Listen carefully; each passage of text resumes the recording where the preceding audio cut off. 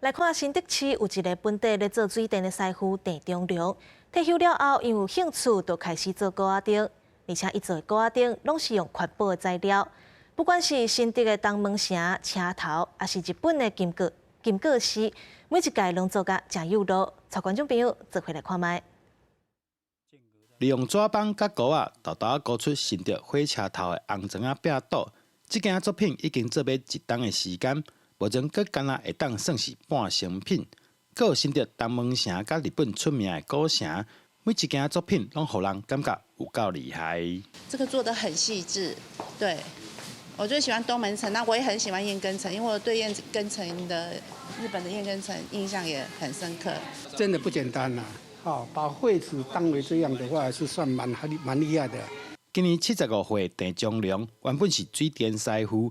退休了，用10多冬的时间，做出15件大型建筑物的环保高仔灯。伊讲大部分拢是看相片、图法度做出来，一件一件这样改，然后它的屋顶这一些作品，然后就一件件一次做一次，一次进步，这样到现在做起来，我觉得还是很满意。凹凸不平，这样看，就说奇怪，纸板怎么有办法做这样？这也是要花一段时间去摸索、去思考。